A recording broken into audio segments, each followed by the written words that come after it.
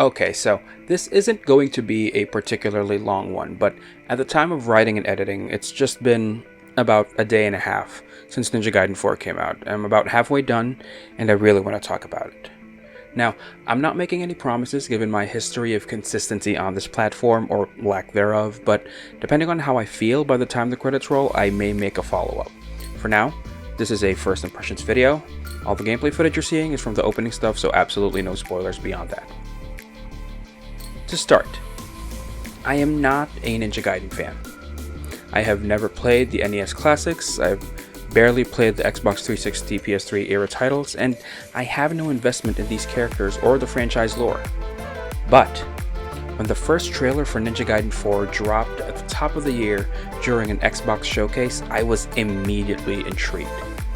It looked fast and snappy and crunchy and gory, and the icing on the cake, it was being developed by Platinum Games in collaboration with Team Ninja. I love Platinum Games.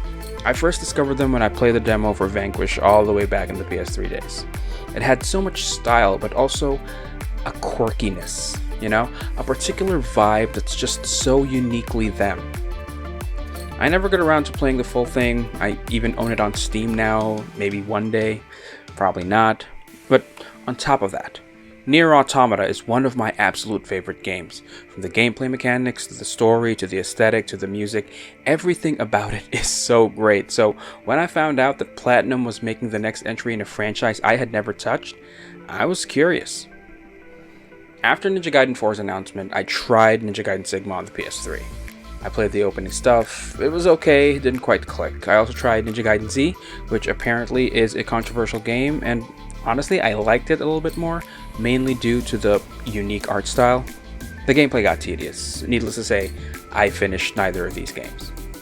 What I did finish, on the morning before 4's release, was Ninja Gaiden Ragebound. Obviously, quite a big difference between the 2D Ragebound and the 3D 4, but it was still Ninja Gaiden, and I did enjoy that one.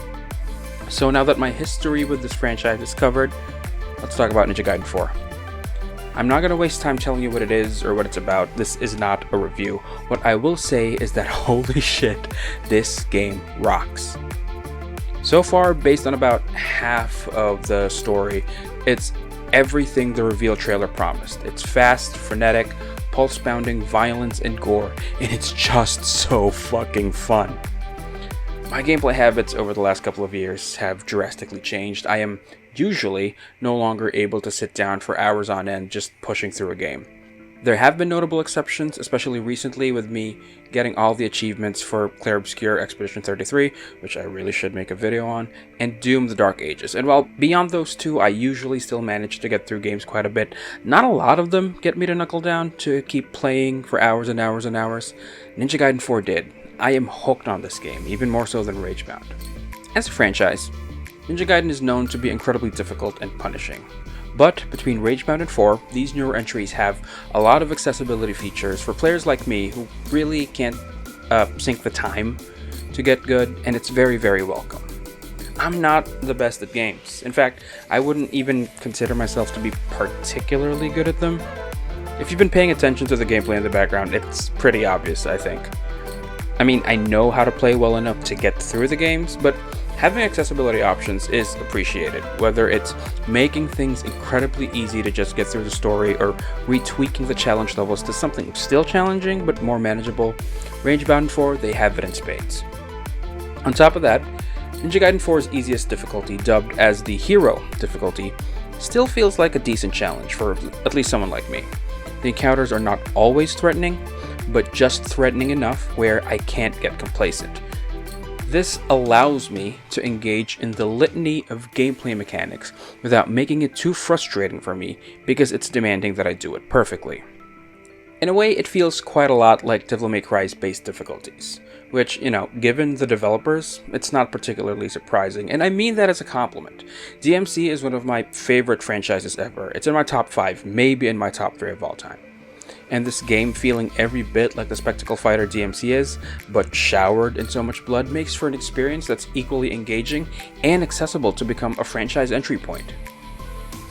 Now, between me choosing to play on the easiest difficulty, and this next upcoming bit I may get quite a bit of flack, but I've been playing with the English dub. I know, it's probably better to play this in Japanese for a more authentic experience, but I do like playing things in English. I do. I may sometimes do a second playthrough in a different dub, but English is my go-to.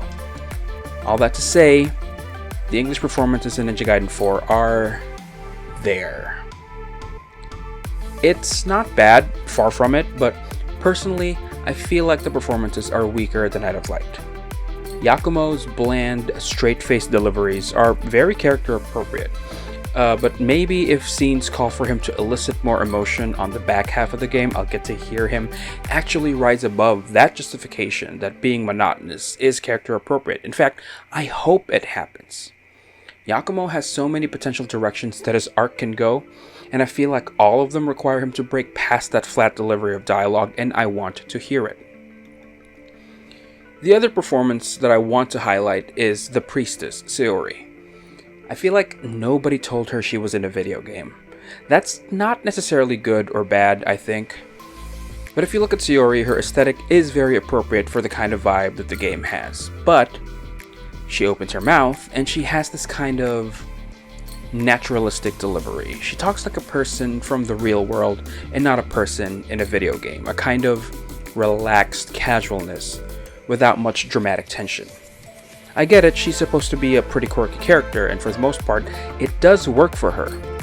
But for someone like me who's used to more exaggerated anime-ish voices coming from characters who look like Sayori, it was a little bit off-putting. Again, I'm not saying that Stephen Pringle as Yakumo or Ava Marie Safai as Sayori did bad jobs. This is all personal preference. I look forward to hearing them throughout the rest of the game, and I would love to hear their voices again in other projects. Preferably Ninja Gaiden 5, because I do like their characters. Anyway, these are just my first impressions of Ninja Gaiden 4. I had to put this video together real quick because I want to get back to the game. If it's not to my usual standards from, checks notes, 3 years ago, Jesus Christ, I apologize. Again, I feel like the endgame demands a follow-up, so I may make one if it does. But until then, do all the YouTube things, like, comment, share, subscribe, whatever. Also, I still stream on Twitch, apparently. Starting next week, it'll be a random weekday at about 8 or 9 p.m. Eastern. So give me a follow there if you'd like to come and hang out. I do get lonely on Twitch sometimes. We got Halloween coming up, so maybe something spooky. Anyway, this has been Majora's Mox, and I'll see you next time, whenever next time is.